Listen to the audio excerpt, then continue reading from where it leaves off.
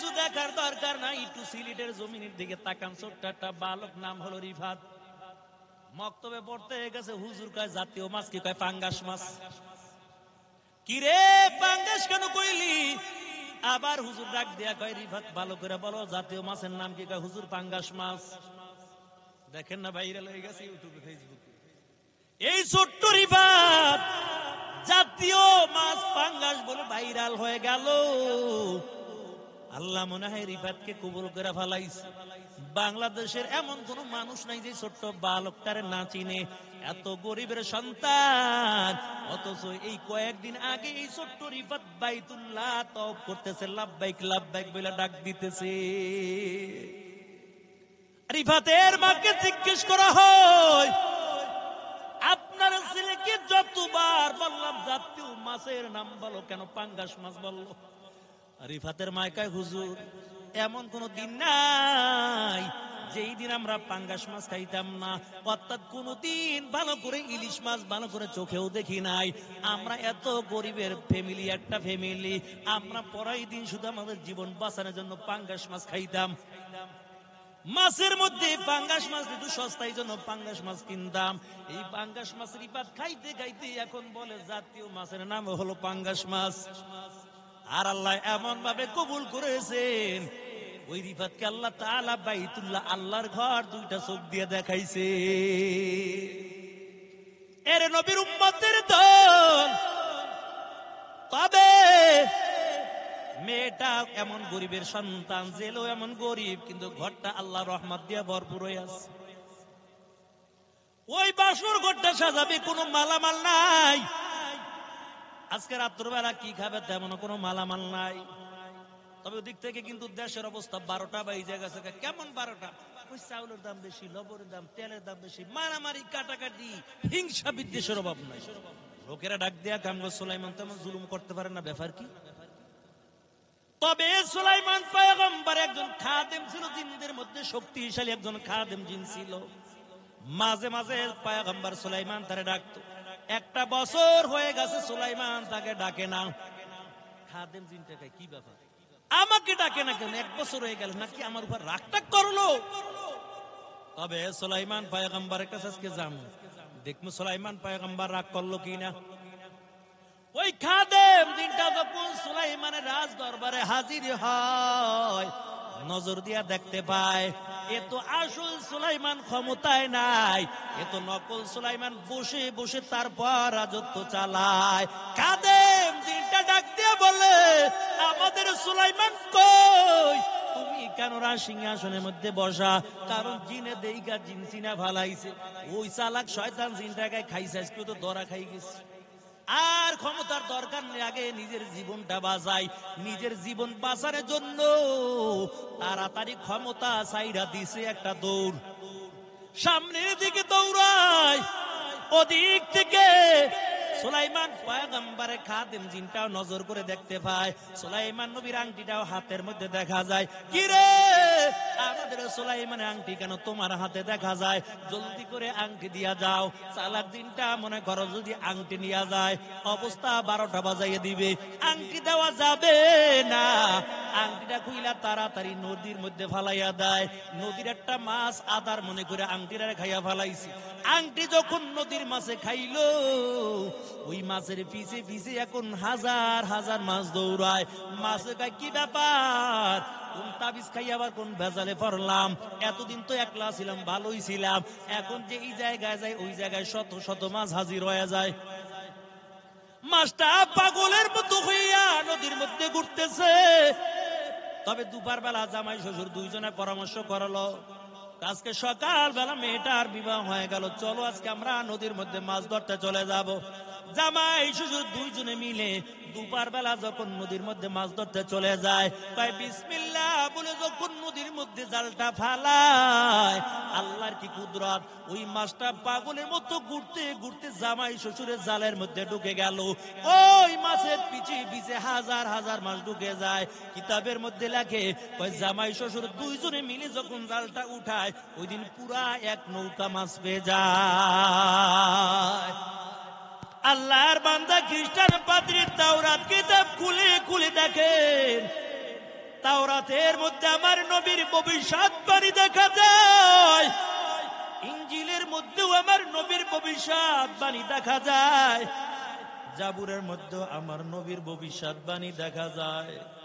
তাওরাতের বড় পণ্ডিত চিন্তা করলে এমন কোন নবী যেই নবীর নামটা তাওরাতের পাতায় পাতায় রয়েছে, যেই নবীর নামটা জাবুরের পাতায় পাতায় রয়েছে, যেই নবীর নামটা ইনজিলের পাতায় পাতায় রয়েছে, এই নবীর কত সম্মান আর নবীর কত দাম। খ্রিস্টান পাদ্রী চিন্তা করলো, আমার জীবদ্দশায় যদি দুইটা চক্ষু দিয়ে একবার নবীকে দেখতে পারতাম, আর আমার জীবদ্দশায় যদি নবুয়তি পাইতো, আমি আর দেরি করতাম না, আমিও সাথে সাথে কালিমা পড়া মুসলমান হয়ে যেতাম। আরে আল্লাহর বান্দা, ওই ইহুদি পাদ্রী তাওরাত কিতাব খুলে দেখতেছে, এই নবীর বয়স যখন 12 বছর হবে, তার চাচা আবু তালেবের সঙ্গে মক্কা থেকে ব্যবসা কাজের জন্য সিরিয়ার জমিনের মধ্যে যাবে। খ্রিস্টান পাদ্রী আরো দেখতেছে, এই নবীর 12 বছর যখন বয়স থাকবে, তার দাদাও দুনিয়ার জমিনে থাকবে না, নবীর মাও থাকবে না, নবীর বাবাও থাকবে না, নবী থাকবে বড় এতিম। কিন্তু এই মুহাম্মদ আরবের জমিনের মধ্যে শত্রুর অভাব হবে না। তবে আল্লাহ এত সম্মান দান করেছেন, ওই যতক্ষণ পর্যন্ত কিয়ামতের ময়দানে এই নবী জান্নাতের মধ্যে না ঢুকবে, ততক্ষণ পর্যন্ত কোন নবীরাও জান্নাতে ঢুকতে পারবে না। আরে আল্লাহর বান্দা, তাওরাত খুলে খুলে আরো দেখতেছে, নবীর বয়স যখন 6 বছর হবে, তখন মা দুনিয়া থেকে বিদায় হয়ে যাবে। এরে আল্লাহর বান্দা, কেমন নবীর উম্মত আল্লাহ তাআলা বানাইলো। আবু তালেব মাঝে মাঝে নজর করে দেখতো, ওই নবীকে মাঝে মাঝে তার আম্মা খোলা আসমানের নিচে রাইখা দিত, কারণ আল্লাহর পয়গম্বর খেলাধুলা করত।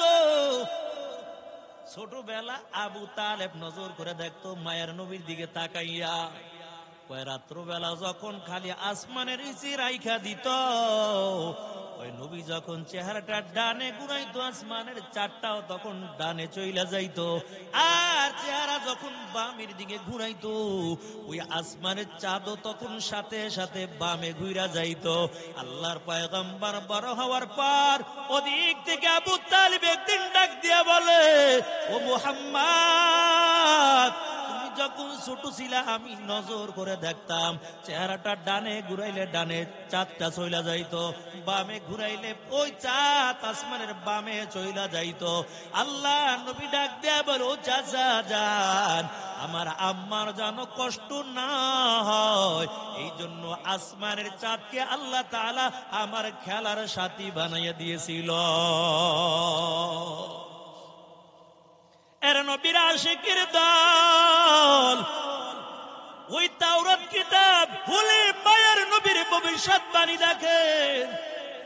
জান্নাতের গেটে গেটের নামের মধ্যে আল্লাহর নামের সাথে নবীর নামটা লেখা, জান্নাতের রুমে রুমে মুহাম্মাদের নামটা লেখা। ওই তাওরাতের বড় পণ্ডিত আল্লাহর নবীকে দেখার জন্য বড় পাগল পারা হয়ে গেল। এত দামি একজন মানুষ, যাকে না বানাইলে আসমান জমিন নবমণ্ডল হাওয়া গন্ধম জান্নাত জাহান্নাম আল্লাহ কিছুই বানাইতো না। এই নবীর এত সম্মান, যেই নবীর কারণে আল্লাহ তাআলা সব কিছুই বানাইলো। এই নবীকে জীবদ্দশায় একটা বার আমার দুইটা চক্ষু দিয়ে দেখবো। ওই তাওরাতের বড় পণ্ডিত প্রতিমধ্যে মক্কা থেকে ওই শাম দেশে যাওয়ার প্রতিমধ্যে একটা তাবু টানাইলো। মক্কা থেকে যারা ব্যবসার কাছে শাম দেশের মধ্যে যাইতো, তাদেরকে দাঁড় করাইয়া একবার চেহারার দিকে তাকাইতো, আর একবার তাওরাতের পৃষ্ঠা উল্টাইতে থাকতো। কিন্তু না না, ওই নবীর মতন দেখা যায় না। এমন করে করে 24টা বছর পার করে দিল, ইহুদি পাদ্রী এখনো তো মায়ার নবীকে দেখতে পারে না। এরে আল্লাহর বান্দা, 24টা বছর পর্যন্ত পার হয়ে গেল। ইহুদি পাদ্রী ডাক দিয়া বলে, আর বুঝি আমার জীবদ্দশায় দেখা হবে না। কারণ মক্কা থেকে যারা ওই সিরিয়ার জমিনে ব্যবসার কাজের জন্য যাইতো, তাদের মেহমানদারি করাইয়া আমি বড় গরিব হয়ে গেলাম। আর তো আমার এমন কোন টাকা পয়সা নাই, তবে আমার জীবদ্দশার বুঝি দেখবো না। বড় নিঃস্ব হয়ে গেল, টাকা পয়সার মালিক নাই। এরে আল্লাহর বান্দা, ওদিক থেকে ওই নবীর চাচা আবু তালেব 70 থেকে 72 জনের একটা কাফেলা নিয়া মক্কা থেকে ব্যবসার কাজের জন্য যখন সিরিয়ার জমিনে যাবে, আল্লাহর নবী ডাক দিয়ে বলে, এ মুহাম্মদ, তুমি মক্কার জমিনের মধ্যে থাকো, কারণ তুমি ছোট্ট বালক, তোমাকে ওই সিরিয়ার জমিনে নেওয়া হবে না। নবী ডাক দিয়া বলে, চাচা যান, এই জমিনের মধ্যে আমার মাও নাই, আমার বাবাও নাই, আমি তো বড় এতিম। দুনিয়া আসার পর বাবার চেহারাটা আমি দেখতে পারলাম না। 6 বছরের কালে মাও দুনিয়া থেকে বিদায় হয়ে গেছে, আমি তো বড় এতিম। এই আরব দেশের মধ্যে আমাকে দেখার মতন আর কেউ নাই। 8 বছর বয়সে আমার দাদাও দুনিয়া থেকে বিদায় হয়ে গেল। আপনি যদি সিরিয়ার জমিনে ব্যবসার কাজের জন্য যান, বলেন আমি কার কাছে থাকবো? তবে আমি আরব দেশের মধ্যে থাকতে চাই না, আমি আপনার সঙ্গে ব্যবসা করার জন্য ওই সিরিয়ার জমিনের মধ্যে যেতে চাই। আল্লাহর নবীও ওই আবু তালিবের সঙ্গে ব্যবসার কাজের জন্য যখন সিরিয়ার জমিনে রওনা হয়, যেই জায়গার মধ্যে ইহুদি পাদ্রী প্রতিমধ্যে তাবু টানাইলো, তার একটু দূরে আবু তালেব একটা তাবু টানাইয়া একটু বিশ্রামের ব্যবস্থা করলো। কিন্তু আল্লাহর পয়গম্বর তখন বালক, চিন্তা করলো আমার চাচা এবং কত মুরব্বীরা এই ময়দানের মধ্যে বসে আছে, এই তাবুর ভিতরে বসে আছে, আমি যদি এই জায়গায় বসে না জানি বেয়াদবি হয়, তবে আমি বসবো না, আমি খোলা ময়দানে চলে যাব। আল্লাহর পয়গম্বর ওই তাবুত থেকে বের হইয়া খোলা ময়দানে নজর করে দেখে একটা মরা গাছ দেখা যায়। আল্লাহর নবী মরা গাছটার নিচে বসে গেল। ইহুদি পাদ্রী দূরের থেকে নজর করে দেখে, যখন মরা গাছের নিচে বসে গেল, সাথে সাথে মরা গাছটা জিন্দা হইয়া ডালপালা ছড়াইয়া আমার নবীকে ছায়া দেওয়া শুরু কইরা দিছি। এখনো ইউটিউবে সার্চ দেবেন, সাহাবী গাছ লেখা সার্চ দিবেন, এখনো গাছটা আছে। কত হাজী সাহেবরা গাছটা দেখার জন্য চলে যায়।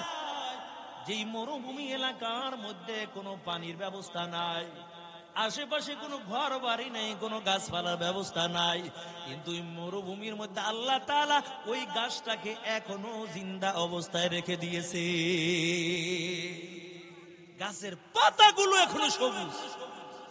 ইহুদি বাদী নজর করে করে তাকাইছে, এরে আল্লাহর বান্দা, আবার তাওরাত কিতাব খুলে দেখতেছে, মায়ার নবী যখন মরা গাছের নিচে বসবে, মরা গাছটার সাথে সাথে জিন্দা হয়ে যাবে। আবার আল্লাহর পয়গম্বর গাছের থেকে একটু দূরে সইরা খোলা ময়দানে হাঁটতেছে। ও ইহুদি পাদ্রী নজর করে দেখতেছে, আসমানের মেঘগুলো আইসা আমার নবীকে ছায়া দেওয়া শুরু কইরা দিছে। এর নবীর উম্মতের দল ইহুদি পাদ্রীর বুঝতে আর বাকি নাই। যেই নবীর এত সম্মান, এত দাম, আর তাওরাত কিতাব খুলেও দেখতেছি নবী যখন জমিন দিয়ে হাঁটবে, আসমান থেকে মেঘ আইসা আমার নবীকে ছায়া দিবে, সূর্যের তাপ আল্লাহ লাগতে দিবে না।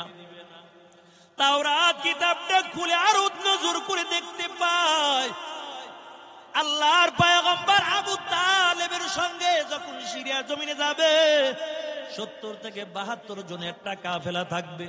এই কাফেলার মধ্যে লিডার থাকবে আবু তালেব।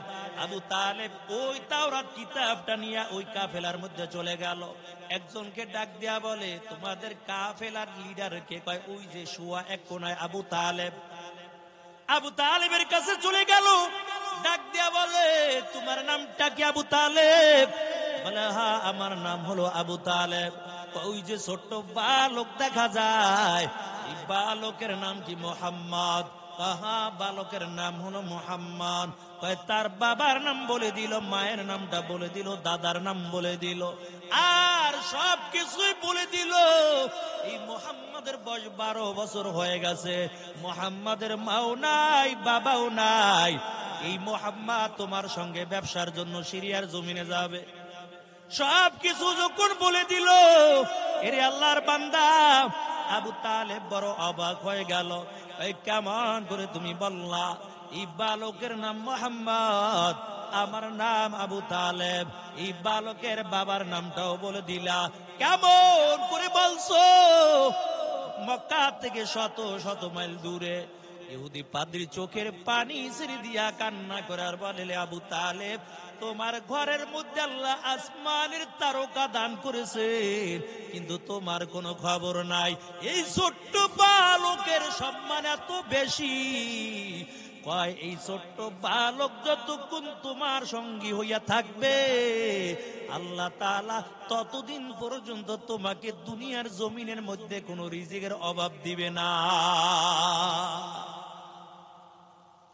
তবে আবু তালেব এই বালককে দেখার জন্য 24টা বছর পর্যন্ত এই জায়গার মধ্যে অবস্থান করলাম। তবে একটা বার শুধু তাকে 2টা চক্ষু দিয়ে একটু মন ভরে ভরে দেখব। আজকে মোহাম্মদকে মন ভরে ভরে তারপরে আমি দেখলাম। এরে আবু তালেব, তবে তোমার কাছে অনুরোধ জানাই, এই ছোট্ট বালককে নিয়ে তুমি সিরিয়ার জমিনে যাইবা না। কারণ সিরিয়ার জমিনের মধ্যে তাওরাতের বড় বড় পণ্ডিতেরা, তাওরাতের বড় বড় শিক্ষিত লোকেরা তাওরাত কিতাব খুলে বসে আছে।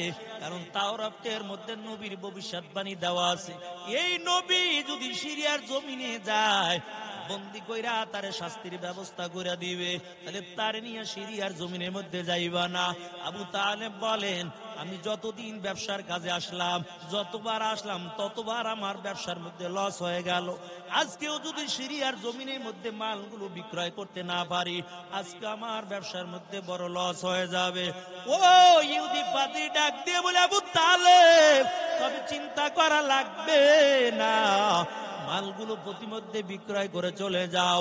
আমার দিলে সাক্ষী দেয়, তোমার জীবনে যত লস হয়েছে আল্লাহ তাআলা আজকে একদিনে তার দ্বিগুণ লাভবান করে দিবে। মালগুলো বিক্রয় করে যাও। ওই সিরিয়ার জমিনের তাওরাতের পণ্ডিতেরা যদি দেখতে পায়, মোহাম্মদকে বন্দী করে রাইখা দিবে। কারণ তারা ভালো করে জানে মোহাম্মদের চেহারার দিকে তাকাইয়া আরবের বড় বড় বেঈমানেরা কালিমা পড়ে মুসলমান হয়ে যাবে। আরে আবু তালেব, এই মোহাম্মদকে নিয়ে আবার মক্কার জমিনে যাও। আবু তালেব মালগুলো প্রতিমধ্যে বিক্রয় করিয়া যখন মক্কার জমিনের দিকে রওনা হয়ে যায়, ওই তাওরাতের বড় পণ্ডিত পিছনে পিছনে যায় আর মায়ের নবীর চেহারার দিকে শুধু তাকায়। মায়ের নবীকে দেখতে দেখতে এমন করে 1 মাইল 2 মাইল না, কিতাবের মধ্যে লেখে 18 মাইল পর্যন্ত নিজের পা দিয়া হেঁটে হেঁটে গেল। আবু তালেব মায়ের নবীকে নিয়ে পথ চলতেছে। পথ চলতে চলতে যখন একটা পাহাড়ের আড়াল হয়ে গেল, ওই খ্রিস্টান পাদ্রী বড় উপরে একটা পাহাড়ের টিলায় উঠে গেল। মায়ার নবীর পিছনের দিকে শুধু তাকানো, আল্লাহর নবীকে 2টা চোখ দিয়া দেখতেছে আর আল্লাহর কাছে বলে, আল্লাহ, আমার জীবন দশায় যদি মোহাম্মদ যদি নবুয়তি পাইতো, সর্বপ্রথম আমি কালিমা পড়ে মুসলমান হয়ে যেতাম। এর নবীর আশিকের দল, ওই নবীর উম্মত তুই আজকে নবীর কলিজার মধ্যে আঘাত দাও, নবীর সুন্নাত তরিকায় চলো না। কিয়ামতের ময়দানে সকল নবীরা জান্নাতের গেটে যাবে, দেখবে জান্নাতের গেটে তালা লাগানো। আখির নবীর উম্মতেরা জান্নাতের গেটে যাবে, যাইয়া দেখবে জান্নাতের গেটের মধ্যে তালা লাগানো। আল্লাহর নবী ডাক দিয়া বলবে, দয়াময় মালিক, জান্নাতের গেটের মধ্যে তালা লাগানো, কেমন করে উম্মতেরা ঢুকবে? আল্লাহ ডাক দিয়া বলে, পয়গম্বর আপনার কোনো চিন্তা করা লাগবে না, আপনি বিসমিল্লাহ বলে এই তালা ধরবেন, অটোমেটিক ভাবে জান্নাতের গেটটা খুলে যাবে। এর নবীর উম্মতের দল, নবীর সুন্নাত তরিকায় চলবা, তোমার জীবনে শান্তি চলে আসবে। নবীর সুন্নাত তরিকায় চলবা, তোমার জীবনটা বড় ধন্য হয়ে যাবে। রাসূলের সুন্নাত তরিকায় চলবা, দুনিয়ার মধ্যে কোনো অভাব থাকবে না। আল্লাহ তাআলা সংসারের মধ্যে আল্লাহ শান্তি দান করবে। আর যদি আল্লাহর হুকুম অমান্য করো, রাসূলের সুন্নাত যদি মেনে না নাও, বিবি দিয়া শান্তি পাইবা না, ছেলে সন্তান দিয়া শান্তি পাইবা না, দুনিয়ার সম্পদ দিয়াও শান্তি পাইবা না, ক্ষমতা দিয়াও তুমি শান্তি পাইবা না। নজর করে দেখো কত ক্ষমতাওয়ালা লোকগুলো দুনিয়ার জমিনের মধ্যে ছিল, আজকে তারা দুনিয়ার জমিনে নাই। আবার যারা সিংহাসনের মধ্যে বসে বসে যারা রাজত্ব চালাইছে, আজকে ওই সিংহাসনের মধ্যেও তারা নাই, সব ইঁদুরের গর্তের মধ্যে সব পলায়ন করেছে। কথা বলেন ঠিক কিনা?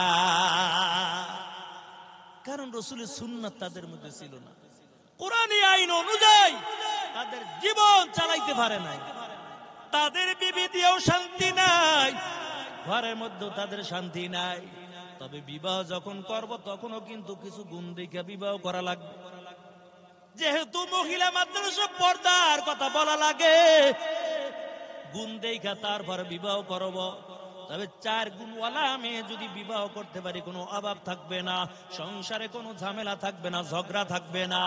আল্লাহ তাআলা ওই সংসারের মধ্যে আল্লাহ তাআলা রহমত দিয়া পুরা ঘরটা আল্লাহ ভরপুর করে দিবে। কি আর ক্ষমতা পাইছে সুলাইমান নবীর? আল্লাহ তাআলা এমন ক্ষমতা দিছে, তামাম দুনিয়ার বাদশাহী আল্লাহ তাআলা দান করে দিছে। সুলাইমান পয়গম্বরকে আল্লাহ তাআলা বড় ক্ষমতার মালিক বানাইলো। সুলাইমান পয়গম্বর রাজত্ব চালায়, একটা পিঁপড়া সুলাইমান পয়গম্বর থেকে কষ্ট পায় না, একটা পশু পাখি সুলাইমান পক্ষ হইতে কষ্ট পায় না। সুন্দর করে আল্লাহর পয়গম্বর সুলাইমান রাজত্ব চালায়। সুলাইমান পয়গম্বর যখন বিবাহ করবে, বয়স হয়ে গেল, রাজ্যের মধ্যে একটা ঘোষণা দিয়া দেয়, সুলাইমান নবী 4 গুণওয়ালা মেয়ে বিবাহ করতে চায়। যেই মেয়েটার মধ্যে 4টা গুণ থাকবে, তাকে সুলাইমান পয়গম্বর বিবাহ করবে। তবে 2 গুণওয়ালা মেয়ে পায়, 3 গুণওয়ালা মেয়ে পায়, 4 গুণওয়ালা মেয়ে পায় না। আর সুলাইমান পয়গম্বর বিবাহ করতে পারে না। এর আল্লাহর বান্দা, রাজ্যের আনাসে কানাসে খবরটা চলে গেল, সুলাইমান নবী 4 গুণওয়ালা মেয়ে বিবাহ করতে চায়। এর যুবক, তুমি যদি সুলাইমানের মতো 4 গুণওয়ালা মেয়ে বিবাহ করতে পারো, তোমার ঘরের মধ্যে আর অশান্তি আসবে না। আল্লাহ তাআলা রহমত দিয়া পুরা ঘরটা ভরপুর করে দিবে। সুলাইমান নবী ঘোষণা দেওয়ার পর রাজ্যের আনাসে কানাসে যখন সংবাদটা চলে গেল, ওই রাজ্যের মধ্যে একদল মানুষ ছিল, নদীর মধ্যে মাছ ধরে ধরে তারপর জীবনটা চালাইতো। ওই জেলের কানের মধ্যেও সংবাদ চলে যায়, সুলাইমান নবী 4 গুণওয়ালা মেয়ে বিবাহ করতে চায়। জেলে চিন্তা করলো, আমাকে তো আল্লাহ সুন্দরী রূপসী একটা মেয়ে দান করেছেন, তবে আমার মনে হয় আমার মেয়েটার মধ্যেও আল্লাহ 4টা গুণ দান করেছে। অনেকে দেখেন না, বাবাই রিস্কা চালায়, গরিব মানুষ, কিন্তু মেয়েটা কোরআনের হাফেজা হয়ে গেছে, ছেলেটা আলেম হয়ে গেছে। যদিও জেলে নদীর মধ্যে মাছ ধরে ধরে জীবন চালায়, কিন্তু মেয়েটা বড় দিনদার, পরহেজগারী, 5 ওয়াক্ত নামাজ আদায় করে নেয়, তাহাজ্জুদ নামাজ আদায় করে সুন্দর করে তার জীবনটা চালায়। এমন কত গরিবের সন্তানগুলো দুনিয়ার জমিনের মধ্যে আছে, বাপে গরিব কিন্তু মেয়েটা 5 ওয়াক্ত নামাজ আদায় করে, মালিকের হুকুম পালন করে, তাহাজ্জুদ পড়ে। আরে আল্লাহর বান্দা, ওই জেলের কানে সংবাদটা চলে গেল, সুলাইমান নবী 4 গুণওয়ালা মেয়ে বিবাহ করতে চায়। তবে আমাকে যে আল্লাহ সুন্দরী রূপসী মেয়ে দান করেছে, আমার মেয়েটার মধ্যে আল্লাহ 4টা গুণ দান করেছে। আমি বিয়ের প্রস্তাব সুলাইমানের কাছে দিব। আর আমি তো বড় গরিব, যদি সুলাইমানের শ্বশুর হতে পারি আর কোনো চিন্তা থাকবে না। বাড়িতে যাইয়া বিবির সঙ্গে পরামর্শ করলো, বিবি সুলাইমান পয়গম্বর 4 গুণওয়ালা মেয়ে বিবাহ করতে চায়, তবে আমার মেয়েটার মধ্যে আল্লাহ তাআলা 4টা গুণ দান করেছে। এর বিবি, তুমি যদি রাজি হও ওই সুলাইমানের কাছে বিয়ার প্রস্তাবটা পাঠাইব।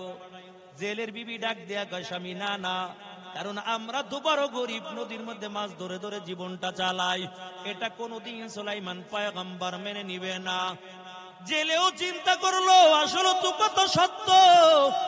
এই চিন্তা করার পর জেলেও চিন্তা করলো, না, প্রস্তাব দেওয়ার দরকার নাই, কারণ আমি গরিব মানুষ, নদীর মধ্যে মাছ ধরে জীবনটা চালাই। সুলাইমান তো তামাম দুনিয়ার একজন বাদশাহ, আল্লাহ তাআলা ক্ষমতার মালিক বানাইলো, টাকার মালিক বানাইলো, নবুয়তিও দান করলো, এটা কোনোদিন সুলাইমান পয়গম্বর মেনে নিবে না। তবে আওয়াজটা তো কুটমির কানের মধ্যে চলে গেল। মেয়েটা ডাক দেয়া বলে, মা চিন্তা করবেন না, যদিও আপনারা বিয়ার প্রস্তাবটা সুলাইমানের কাছে না দেন, তবে আমি বিয়ার প্রস্তাব সুলাইমানের কাছে দিব, কারণ আমার দিলে সাক্ষী দেয় আল্লাহ আমাকে মাহরুম করবে না। যে আল্লাহ সুলাইমানকে টাকার মালিক বানাইলো, ওই আল্লাহ যদি চায় সুলাইমানের বিবি হিসাবে আমাকেও কবুল করে নিতে পারে। এর নবীর আশিকের দল মেয়েটা চিঠি লিখে সুলাইমানের কাছে পাঠাইয়া দেয়, ও পয়গম্বর সুলাইমান, আপনি 4 গুণওয়ালা মেয়ে বিবাহ করতে চেয়েছেন, তবে আমার মধ্যে আল্লাহ তাআলা 4টা গুণ দান করেছে। ও পয়গম্বর, আমি আপনার বিবি হতে চাই, যদি আপনি রাজি হন আপনার বিবি হতে চাই। তবে চিঠির নিচে লেখা দিল, পয়গম্বর আমার বাবাই কিন্তু গরিব মানুষ, নদীর মধ্যে মাছ ধরে ধরে জীবন চালায়। ও পয়গম্বর, তবে দুনিয়ার কোন লোভ লালসার জন্য আপনার বিবি হতে চাই না, একমাত্র কারণ ওই পরকালে আমার মাওলার সামনে জানো একজন নবীর স্ত্রী হইয়া আমি আল্লাহর সামনে দাঁড়াতে পারি।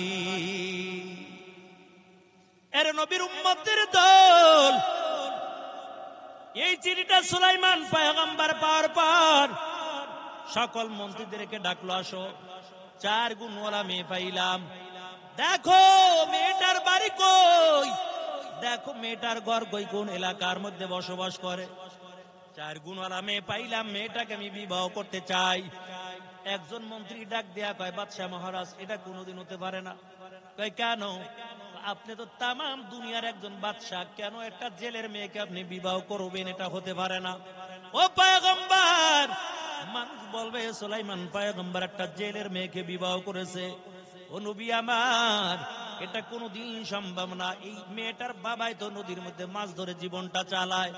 সুলাইমান পয়গম্বর চিন্তা করলো, আসলে তো কত সত্য। এই চিন্তা করিয়া গরম মেজাজ নিয়া হাতের মধ্যে প্রস্তাবের চিঠিটা পাইয়া ওই টুকরা টুকরা কইরা ছিঁড়ে জমিনের মধ্যে ফালাইয়া দেয়। আল্লাহর কাছে কাজটা বড় অপছন্দ হয়ে গেল। আল্লাহ কয়, পয়গম্বর ক্ষমতা তো আমি আল্লাহ দিলাম, টাকার মালিক তো আমি আল্লাহ বানাইলাম, নবুয়তি তো আমি আল্লাহ আপনাকে দান করলাম, কেন এমন ভাবটা দেখালেন? ও পয়গম্বর, আপনাকে আমি ক্ষমতার মালিক বানাইলাম, আর ওই বান্দারও আমি গরিব বানাইলাম। ওই বান্দার একটা মাত্র কন্যা, ওই গরিবের মেয়ে দেখে আপনি বিবাহ করতে রাজি হলেন না। ও পয়গম্বর, এমন গরম মেজাজটা কেন দেখাইলেন? আল্লাহর পরীক্ষা শুরু হয়ে গেল। আর সংবাদটা যখন মেয়ের কানের মধ্যে চলে গেল, মেয়েটা আল্লাহর কাছে হাতটা বাড়াইয়া চোখের পানি ছেড়ে দিয়া কাঁদে আর বলে, মালিক, সুলাইমান কি তুমি টাকার মালিক বানাইছো, সুলাইমান কি তুমি বড় ক্ষমতার মালিক বানাইলা, সুলাইমানকে আয় আল্লাহ তুমি নবুয়তি দান করেছো। আল্লাহ সুলাইমান এমন গরম ভাবটা দেখাইলো, তবে আমি তোমার কাছে বিচারটা দিয়ে রাখলাম, আয় আল্লাহ ওই সুলাইমানকে গরিব বানাইয়া আমাকে টাকার মালিক বানাইয়া সুলাইমানের বিবি হিসেবে কবুল করে না। আল্লাহ তাআলাও দোয়া কবুল করেছে। এরে আল্লাহর বান্দা, ফয়সালা কিন্তু উপরে হয়। কত মানুষ আগে গরিব ছিল, মানুষের বাড়ি কাজ করে জীবন চালাইতো, আজকে দেখেন বড় বড় বিল্ডিং করে ফেলাইছে, টাকার মালিক হয়ে গেছে। সব চাবিকাঠি মাওলার হাতে। আল্লাহ কাউরে টাকার মালিক বানায়, আমার কাউকে গরিব বানায়। মেয়েটা আল্লাহর কাছে কান্না করে বলে, মালিক ওই সুলাইমানকে গরিব বানাইয়া আমাকে টাকার মালিক বানাইয়া সুলাইমানের বিবি হিসেবে কবুল করে নাও। আল্লাহ তাআলা মেয়েটার দোয়া কবুল করে ফেলাইছে। আসমানের ফয়সালা, আসমানে উপান ফয়সালা হয়ে গেছে। ওদিক থেকে সুলাইমান নবীর উপর আল্লাহর বড় পরীক্ষা শুরু হয়ে গেল। ও পয়গম্বর, আপনাকে আমি আংটি দিলাম, এটা হলো নবীদের মুজিজা। এক এক নবীদের আল্লাহ এক এক ধরনের মুজিজা দান করেছে। সুলাইমান নবীর মুজিজা হলো হাতের মধ্যে একটা আংটি, মুসা নবীর মুজিজা হলো হাতের মধ্যে লাঠি। লাঠি যখন মাটির মধ্যে ফালাইতো সাপ হয়ে যাইতো, এই লাঠি দিয়ে যদি সাগরের পানির মধ্যে আঘাত করতো, দুই পাশের পানি দুই দিকে ভাগ হইয়া মাঝখান দিয়া সুন্দর রাস্তা হয়ে যাইত। আর আমাদের নবীকে আল্লাহ তাআলা একটা আর দুইটা মুজিজা দান করে নাই। মুফাসসিরিন কেরাম বলেন, আখিরি পয়গম্বর মুহাম্মদুর রাসূলুল্লাহ সাল্লাল্লাহু আলাইহি ওয়াসাল্লামকে আল্লাহ তাআলা কমপক্ষে 1000 মুজিজা দান করেছেন। ইমামুল আউয়ালিন আল আখিরিন, বাহরে সাদাকা রাহমাতাল লিল আলামিন, সাইয়্যিদুল কাওনাইন খাতমুল মুরসালিন, আখিরা মুদবুদ ফখরুল আউয়ালিন। ও নবীর উম্মতের দল, সুলাইমান নবীর মুজিজা হলো হাতের মধ্যে আংটি। আল্লাহ বলেন, পয়গম্বর সুলাইমান আংটি নিয়ে ওয়াশরুমে যেতে পারবেন না, এমন করে করে কিছু আল্লাহ হুকুম জারি করে দিল। সুলাইমান পয়গম্বর বড় চিন্তার মধ্যে পড়ে গেল, কি ব্যাপার, এখন কি করব, আংটি কার কাছে রাখবো? আংটি আমার হাতে আছে, জিন পরিগুলো সব কথা শুনতেছে, কারণ আংটির কারণে দেহপরি জিনগুলো সব সুলাইমান নবীর কথা অনুযায়ী চলতো। এখন আংটি কার কাছে দিব? তবে একজন বিশ্বাসস্থ একজন খাদেম রাইখা দিল, ওরে খাদেম, আংটি তোমার কাছে দিলাম, আবার আইসা আংটি চাইতো, আংটি দিয়া দিত। এমন করে করে দিন যায়, রাত্র যায়। একদিন রাজ্যের মধ্যে চালাক শয়তান একটা জিন চিন্তা করলো, কেমন করে সুলাইমান নবীর আংটিটা চুরি করা যায়। আর সুলাইমান নবীর আংটি যদি চুরি করা যায়, সুলাইমান নবীর কোনো ক্ষমতা থাকবে না, সব ক্ষমতার মালিক আমি নিজে হয়ে যাব। এমন চিন্তা করে বড় একটা কৌশল খাটাইলো, কেমন করে আংটি চুরি করব, তবে আংটি চুরি করতেই হবে। এই কৌশল বড় একটা খাটাইয়া ওই পুরো সুলাইমান আকৃতি দইরা যখন সুলাইমান নবী খাদেমের কাছে আংটি দিয়া যায়, ওই চালাক জিনটা পুরো সুলাইমান আকৃতি দইরা খাদেমরা যায়, খাদেম আংটি দাও। আংটি চাইছে, সুলাইমান মনে কইরা দিয়া দিছে। আংটিটা হাতের মধ্যে নেওয়ার পর ডাক দিয়া বলেন, খাদেম যাও যাও, আমার আর এখন তোমার লাগবে না, আমি আংটি নিয়ে সিংহাসনে চললাম, আর তোমাকে দরকার নাই, আর লাগবে না। খাদেম কয়, কি ব্যাপার, এমন কেন করলেন? চালাক জিনটা কয়, ওরে খাদেম, তবে একটা কথাও তোমার জানাইয়া যায়, এই রাজ্যের মধ্যে কিন্তু একজন নকল সুলাইমান বাইর হয়ে গেছে, দেখতে কিন্তু আমার মতন দেখা যায়, ওরে যেই জায়গায় পাইবা ওই জায়গায় ভালো কইরা সাইজ করবা, নাইলে ভেজাল লাগবে। ভালো মানুষগুলো সমাজের মধ্যে তাদের দাম নাই, যত চোর বাটফার গুন্ডা এরা সমাজের নেতামি করে। এরা নবীর উম্মতের দল, ওদিক থেকে ভালো একটা চিকুন বুদ্ধি দিয়ে গেছে। ওই নকল সুলাইমান কিন্তু বাইরে হয়ে গেছে, আর যেই জায়গায় পাইবে ওই জায়গায় সাইজ করবো। আংটি নিয়ে সিংহাসনের মধ্যে বসে গেল। সিংহাসনের মধ্যে বসার পর আবার একটা রাজ্যের মধ্যে ঘোষণা দিয়ে দিল, এখন ক্ষমতা হয়ে গেছে বাটপার শয়তান জিনের। রাজ্যের মধ্যে ঘোষণা দিয়া দেয়, একজন নকল সুলাইমান কিন্তু বের হয়ে গেছে, দেখতে আমার মতন দেখা যায়। আরে যেই জায়গায় পাইবা ওই জায়গায় ভালো করে সাইজ করবা, নাহলে বেজাল লাগবে। সুলাইমান পয়গম্বর আইসা খাদেম রেখা খান আংটি নিয়ে সিংহাসনের মধ্যে বসে গেল। সুলাইমান নবী ডাক দেয়া গেলে বড় সর্বনাশ হয়ে গেল। তাড়াতাড়ি আবার সিংহাসনের দিকে দৌড়ায়, নজর করে দেখতে পায় ওই চালাক শয়তান একটা জিন আংটি হাতের মধ্যে নিয়ে বসে বসে রাজত্ব চালায়। সুলাইমান নবী কি ওই চালাক শয়তান জিনটা দেখার পর সামনে যারা ছিল কয়, দেখ নজর দিয়ে দেখ, ওই যে নকল সুলাইমান আইছে, আরে বালা করে সাইজ কর। তারপর শত শত মাইল দূরে ফালাই দে, নাইলে বেজার লেগে যাবে সমাজের ভিতরে। আংটি এখন জিনের শয়তানের হাতে, সবাই কিন্তু এখন তার কথাই শোনে। এ আল্লাহর বান্দা, ওদিক থেকে সবাই ভালো করে উত্তম মাধ্যম মাইটুরি দিয়ে হাতে পায় বাইদা শত শত মাইল দূরে ফালাইয়া দেয়। ওই জেলে মাছ ধরে যখন বাড়ির দিকে রওয়ানা হয়, নজর করে দেখতে পায় এত সুন্দর ফুটফুট চেহারার অধিকারী একটা যুবক এমন করে রাস্তার কিনারায় পড়ে আছে।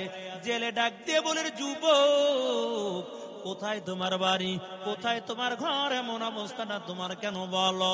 সুলাইমান নবী চিন্তা করলো, নামের পরিচয় দেওয়া যাইব না, কারণ রাজ্যের সবাই জানে আমি এখন একটা নকল সুলাইমান, কারণ আমার কাছে আংটিও নাই আর আমার কোনো ক্ষমতাও নাই, নামের পরিচয় দেওয়া যাবে না, নামটা গোপন রাইকা।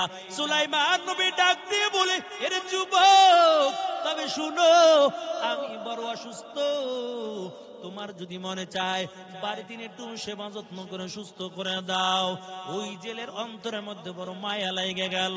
সুলাইমান পয়গম্বরকে নিয়ে বাড়ি চলে গেল। সেবা যত্ন করার পর সুলাইমান নবী সুস্থ হয়ে গেছে। একদিন জেলে ডাক দিয়ে বলেন, যুবক আমি গরিবের সন্তান, নদীর মধ্যে মাছ ধরে ধরে জীবনটা চালাই, তবে তুমি যদি চাও আমার সঙ্গেও মাছ ধরার জন্য নদীতে যাইতে পারো। সুলাইমান পয়গম্বর চিন্তা করলো, যাওয়ার আর কোনো জায়গা নাই, মাছ ধরার জন্য রাজি হয়ে গেল। তবে জেলের সঙ্গে যখন সুলাইমান পয়গম্বর মাছ ধরার জন্য যায়, অন্য দিনের তুলনায় ওই দিন জেলে ডবল মাছ পেয়ে যায়। জেলে কয়, কিরে ছেলের কপাল তো খুব ভালো, মাছ ধরতে এলাম, পুরা মাছ অন্য দিনের তুলনায় বেশি পাইলাম, এই ছেলের কপাল তো খুব ভালো। এরে আল্লাহর বান্দা, পরের দিন আবার জেলে ডাক দেয়া বলে, যুবক চলো আমরা নদীর মধ্যে মাছ ধরতে যাব। আবার পরের দিন মাছ বেশি পেয়ে গেল। তবে জেলের বুঝতে বাকি নাই, এটা সাধারণ কোন মানুষ হবে না, এটা খাঁটি একজন আল্লাহর বান্দা হবে।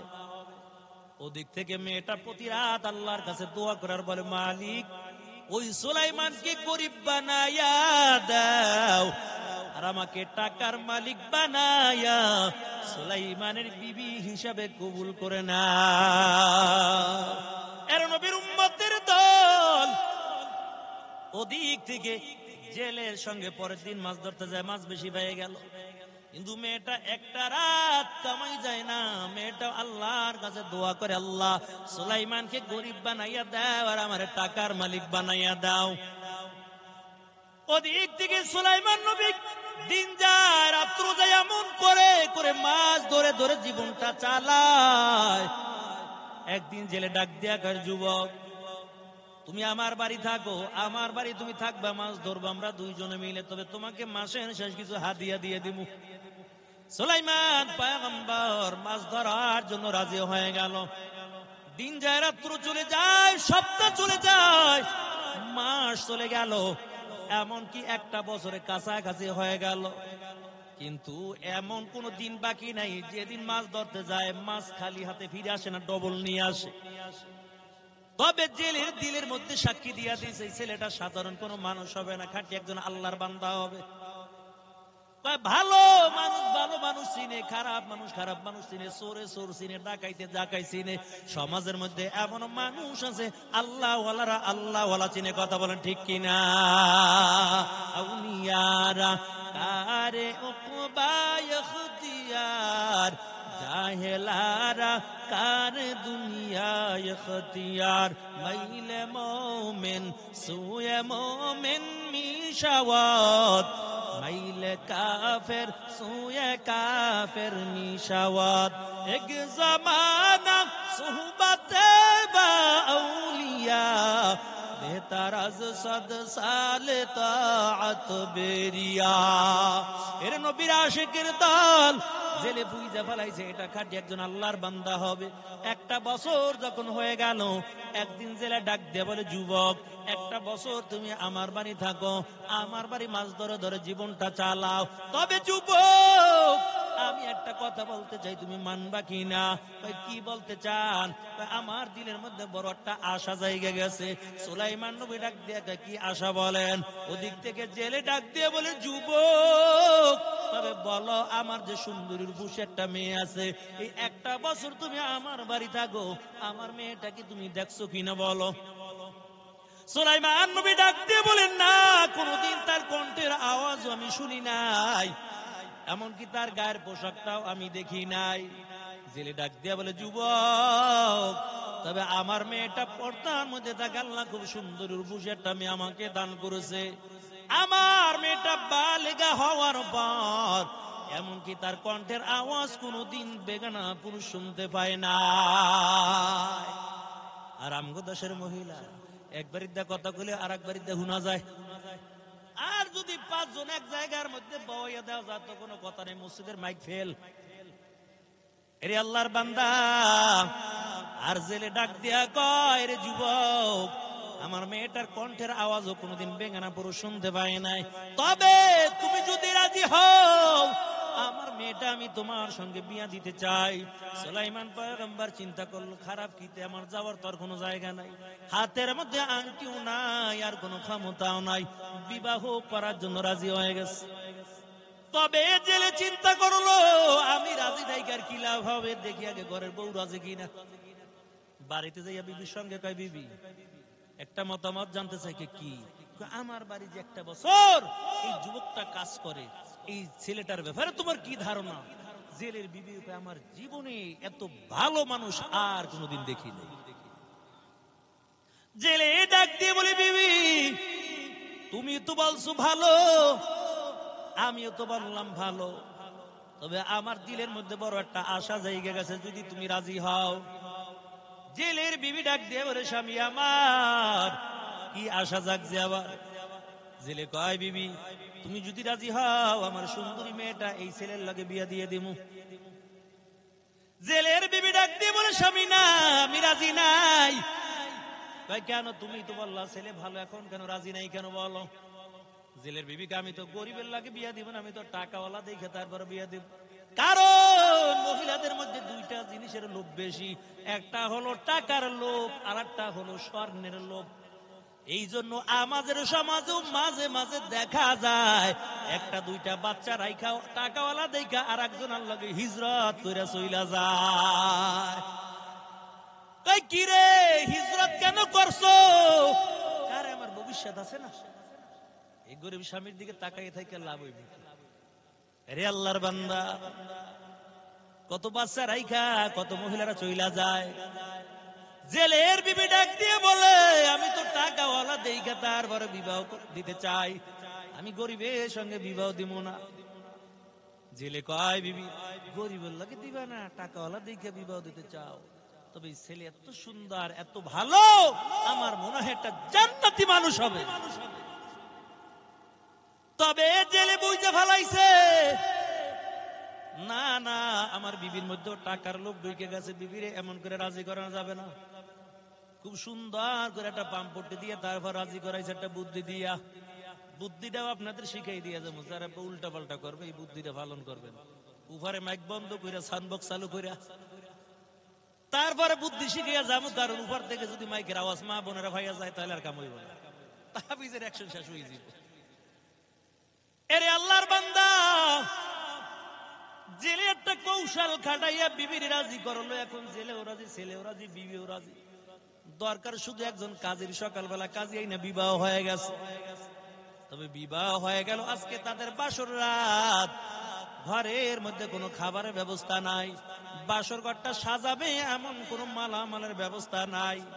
সকালবেলা বিবাহ হয়ে গেল, আজকে হলো তাদের বাসর রাত। এরে আল্লাহর বান্দা, কত ইমানদার নেককার ফ্যামিলি আছে ঠিক মতন খাবার পায় না, তারপরও দেখবেন ওই ফ্যামিলির লোক কোনোদিন আল্লাহর হুকুম অমান্য করে না। পর্দায় থাকে, সন্তানগুলো আল্লাহর হুকুম পালন করে, আল্লাহর রহমত দিয়া পুরা ঘরটা ভরপুর হয়ে আছে। আরে বেশি কিছু দেখার দরকার নাই, একটু সিলেটের জমিনের দিকে তাকান। ছোট্ট একটা বালক, নাম হলো রিফাত, মক্তবে পড়তে গেছে। হুজুর কয় জাতীয় মাছ কি? কয় পাঙ্গাস মাছ। কিরে পাঙ্গাস কেন কইলি? আবার হুজুর ডাক দিয়া কয় রিফাত ভালো করে বলো জাতীয় মাছের নাম কি? কয় হুজুর পাঙ্গাস মাছ। দেখেন না ভাইরাল হয়ে গেছে ইউটিউবে, ফেসবুকে। এই ছোট্ট রিফাত জাতীয় মাছ পাঙ্গাস বলে ভাইরাল হয়ে গেল। আল্লাহ মনে হয় রিফাতকে কবুল করে ফেলাইছে। বাংলাদেশের এমন কোন মানুষ নাই যে ছোট্ট বালকটারে না চিনে। এত গরিবের সন্তান, অথচ এই কয়েকদিন আগে এই ছোট্ট রিফাত বাইতুল্লাহ তওয়াফ করতেছে, লাব্বাইক লাব্বাইক বলে ডাক দিতেছে। রিফাতের মাকে জিজ্ঞেস করা হয়, আপনার ছেলেকে যতবার বললাম জাতীয় মাছের নাম বলো, কেন পাঙ্গাস মাছ বললো? রিফাতের মায় কয় হুজুর, এমন কোন দিন নাই যেই দিন আমরা পাঙ্গাস মাছ খাইতাম না, অর্থাৎ কোনদিন ভালো করে ইলিশ মাছ ভালো করে চোখেও দেখি নাই। আমরা এত গরিবের ফ্যামিলি, একটা ফ্যামিলি, আমরা পরাই দিন শুধু আমাদের জীবন বাঁচানোর জন্য পাঙ্গাস মাছ খাইতাম। মাছের মধ্যে পাঙ্গাস মাছ একটু সস্তার জন্য পাঙ্গাস মাছ কিনতাম। এই পাঙ্গাস মাছ রিফাত খাইতে খাইতে এখন বলে জাতীয় মাছের নাম হলো পাঙ্গাস মাছ। আর আল্লাহ এমন ভাবে কবুল করেছেন, ওই রিফাতকে আল্লাহ তাআলা বাইতুল্লাহ, আল্লাহর ঘর, দুইটা চোখ দিয়ে দেখাইছে। এর নবীর উম্মতের দল। তবে মেয়েটা এমন গরিবের সন্তান, জেলেও এমন গরিব, কিন্তু ঘরটা আল্লাহর রহমত দিয়ে ভরপুর হয়ে আছে। ওই বাসর ঘরটা সাজাবে, কোনো মালামাল নাই। আজকে রাত্রবেলা কি খাবে তেমন কোনো মালামাল নাই। তবে ওদিক থেকে কিন্তু দেশের অবস্থা 12টা বাজে গেছে। কেমন 12টা? ওই চাউলের দাম বেশি, লবণের দাম, তেলের দাম বেশি, মারামারি, কাটাকাটি, হিংসা বিদ্বেষের অভাব নাই। লোকেরা ডাক দিয়া কামগো সুলাইমান তেমন জুলুম করতে পারে না, ব্যাপার কি? তবে সুলাইমান পয়গম্বর একজন খাদেম ছিল, জিনদের মধ্যে শক্তিশালী একজন খাদেম জিন ছিল। মাঝে মাঝে পয়গম্বর সুলাইমান তারে ডাকতো। একটা বছর হয়ে গেছে সুলাইমান তাকে ডাকে না। খাদেম জিনটাকে কি ব্যাপার, আমাকে ডাকে না কেন? এক বছর হয়ে গেল, নাকি আমার উপর রাগটাক করলো? তবে সুলাইমান পয়গম্বরের কাছে আজকে যাবো, দেখবো সুলাইমান পয়গম্বর রাগ করলো কিনা। ওই খাদেম জিনটা যখন সুলাইমানের রাজ দরবারে হাজির হয়, নজর দিয়া দেখতে পায় এ তো আসল সুলাইমান ক্ষমতায় নাই, এ তো নকল সুলাইমান বসে বসে তারপর রাজত্ব চালায়। খাদেম জিনটা ডাক দিয়ে বলে, আমাদের সুলাইমান কই? তুমি কেন সিংহাসনের মধ্যে বসা? কারণ জিনে দেইগা জিন সিনা ভালাইছে, ওই চালাক শয়তান জিনটাকে খাইছে, আজকে তো ধরা খাই গেছে। আর ক্ষমতার দরকার নেই, আগে নিজের জীবনটা বাঁচাই। নিজের জীবন বাঁচানোর জন্য তাড়াতাড়ি ক্ষমতা চাইরা দিছে একটা দৌড়, সামনের দিকে দৌড়ায়। ওদিক থেকে সুলাইমান পয়গম্বরের খাদেম জিনটাও নজর করে দেখতে পায়, সুলাইমান নবীর আংটিটাও হাতের মধ্যে দেখা যায়। কি রে, আমাদের সুলাইমানের আংটি কেন তোমার হাতে দেখা যায়? জলদি করে আংটি দিয়া যাও। চালাক জিনটা মনে করো যদি আংটি নিয়ে যায়, অবস্থা 12টা বাজাইয়ে দিবে। আংটি দেওয়া যাবে না, আংটিটা খুইলা তাড়াতাড়ি নদীর মধ্যে ফালাইয়া দেয়। নদীর একটা মাছ আদার মনে করে আংটিটা খাইয়া ফালাইছে। আংটি যখন নদীর মাছে খাইলো, ওই মাছের পিছে পিছে এখন হাজার হাজার মাছ দৌড়ায়। মাছে কয় কি ব্যাপার, কোন তাবিজ খাই আবার কোন ভেজালে পড়লাম? এতদিন তো একলা ছিলাম, ভালোই ছিলাম, এখন যে এই জায়গায় যায় ওই জায়গায় শত শত মাছ হাজির হয়ে যায়। মাছটা পাগলের মতো হইয়া নদীর মধ্যে ঘুরতেছে। তবে দুপুর বেলা জামাই শ্বশুর দুইজনে পরামর্শ করলো, আজকে সকাল বেলা মেয়েটার বিবাহ হয়ে গেল, চলো আজকে আমরা নদীর মধ্যে মাছ ধরতে চলে যাব।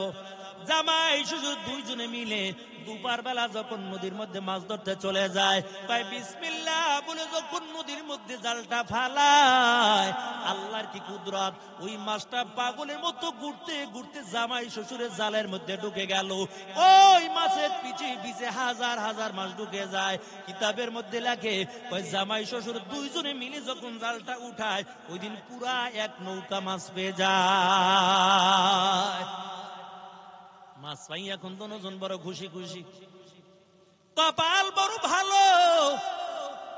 জেলে বড় মাছটা আলাদা করে রাইখা দিল, বাকি মাছগুলো বিক্রয় করে আজকে বাসর করে দামি দামি মালামাল কিনে বাড়ির দিকে রওনা। ঘরের সামনে দাঁড়াইয়া বিবিকে ডাক দিয়া বলে, বিবি বাজার নিয়ে আসলাম। বিবি দুজনের মুখের মধ্যে হাসি দেখতে পায়, কি ব্যাপার আছে, তো খুশি খুশি লাগে। জেলে কয় আর কইও না, এই ছেলের কপাল খুব ভালো। কেমনে বুঝলা কপাল ভালো? আরে একটা বছর মাছ ধরতে গেলাম, কোনোদিন খালি হাতে ফিরলাম না। তবে সকালবেলা মাইয়াটা বিয়া দিলাম, দুপুর বেলা মাছ ধরতে গেলাম, পুরো এক নৌকা মাছ পাইছি। জেলে কয় তাহলে মাইয়াটারও আগে বিয়ে দিলাম না কা? এতদিন তো আমরা টাকার মালিক হয়ে যাইতাম। ওই যে বলেছিলাম মহিলাদের মধ্যে দুইটা জিনিসের লোভ বেশি, একটা টাকার লোভ আর একটা স্বর্ণের লোভ। স্বামীর টাকা হইলে কেউ আমার একটু স্বর্ণ বানাই দাও, একটা আংটি বানাই দাও, নাহলে চেইন বানাই দাও। তবে মহিলারা সৌন্দর্যকে পছন্দ করেন, কারণ নারীদেরকে আল্লাহ তাআলা জান্নাতের মধ্যে বানাইছে। এদিকে যাবেন, ওই যে আদমরে বানাই রাখছিল, আদমের ঘুমান্ত অবস্থা ছিল, পাঁজরের একটু হাড্ডি দিয়া, তাফসীর ইবনে কাসিরের মধ্যে লেখেন, এই পাঁজরের একটু হাড্ডি দিয়ে হাওয়ারে বানাই সুন্দর করে ধুইয়া দিস। আদম নবী হাতটা আস্তে আস্তে সামনের দিকে বাড়ায়, হাওয়ারে ধরবে, কিরে ঘুমের থেকে জায়গা দেখে তো সুন্দরী রূপসী একটা নারী, আস্তে আস্তে হাতটা বাড়ায়। আল্লাহকে আস্তে হাত বাড়ায় না, ধরতে পারবা না, এখনো হালাল করি নাই। আল্লাহ কি করা লাগবে? মোহর আদায় করা লাগবে। আদম কয় কেমনে মোহর আদায় করবো? টাকা পামু কই, পয়সা পামু কই, দিরহাম পামু কই? আল্লাহ বলে, আদম তোমার জন্য তো বানাইলাম, চিন্তা লাগবে না। আখির নবীর উপর, আমার বন্ধুর উপর 4 বার অথবা 10 বার দুরূদ পড়ে নিবা, ওই হাওয়ার মোহর সাথে সাথে আদায় হয়ে যাবে। এর নবীর উম্মতের দল। জেলে ডাক দিয়া কয়, বিবি সকালবেলা মেয়েটা বিয়ে হইলো, দুপুর বেলা মাছ ধরতে গেলাম, পুরো এক নৌকা মাছ পাইছি। তবে বাকি মাছগুলো বিক্রি করে দিলাম, বড় মাছটা আলাদা করে রাখলাম। এই মাছটা তুমি কাটবা না, এই মাছটা মেয়ের হাতের মধ্যে দিবা, মেয়ে নিজে মাছটা কাটবে, নিজে ভাজি করবে, নিজে সুন্দর করে ভাজি করে আর নিজের হাত দিয়ে তার স্বামীর মুখের মধ্যে খেতে দিবে। ও পর্দার আড়ালে মা গো, দিলের কানটা লাগাইয়া শুনো গো মা, তুমিও যদি দেখো তোমার স্বামী রিস্কা চালাইয়া ঠেলা গাড়ি ঠেলা মানুষের বাড়ি বদলা দিয়া তোমার বাড়ির মধ্যে হাজির হয়ে গেছে, তোমার স্বামীর শরীর বেয়ে ঘামের ফোঁটা পড়তেছে। রাসূল বলে, স্বামী চাওয়ার আগে আগে একটা গ্লাস পানি যদি স্বামীর হাতে তুলে দাও, আল্লাহর নবী বলে 7 ভরি স্বর্ণ আল্লাহ রাস্তায় সদকা করলে যেই সব হইতো, এই পরিমাণ সওয়াব আল্লাহ তাআলা ওই নারীর আমল নামার মধ্যে দান করে দিবেন।